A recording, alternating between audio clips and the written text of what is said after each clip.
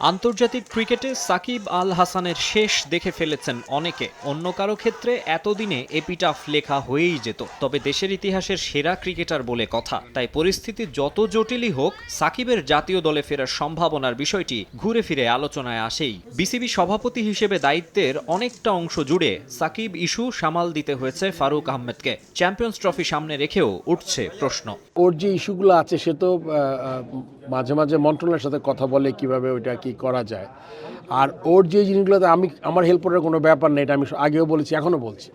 এটা শুধুমাত্র government level থেকে যদি কোনো ইনস্ট্রাকশন আসে, ওর যেই সমস্যাগুলো আছে ওগুলো যদি ঠিক করতে পারে, তাইলেই কিন্তু আমার মনে হয় যে এটার একটা ব্যাপার ডিসিশন নিতে পারে। তারপরে তার ফিটনেস, তারপরে মেন্টাল স্টেট, তারপর সিলেকশন কমিটি আছে, তারা ডিসাইড করবে। রানের হিসেবে বিপিএল এর 11তম আসর এখন পর্যন্ত জমজমাট, অথচ এমন এক আসরেই নেই সাকিব। রাজনীতির ময়দানে নামা হয়েছে কাল, ক্রিকেট মাঠ থেকেই এখন দূরে। জনরোষের মুখে আসতে পারছেন না দেশে। ফেব্রুয়ারি মার্চে চ্যাম্পিয়ন্স ট্রফিতে তাকে খেলাতে চাইলে প্রক্রিয়াটা কেমন হবে, কোন পথে হাঁটবে বিসিবি? এই বিপিএল এর মাঝেই সিলেক্টরদের সাথে বসে আমাদের ডিসিশন নেওয়া দরকার আর কি। লিটনের পাশাপাশি তাওহিদ হৃদয় আর তাসকিন আহমেদও আছেন টি-20 ক্যাপ্টেন্সির আলোচনায়।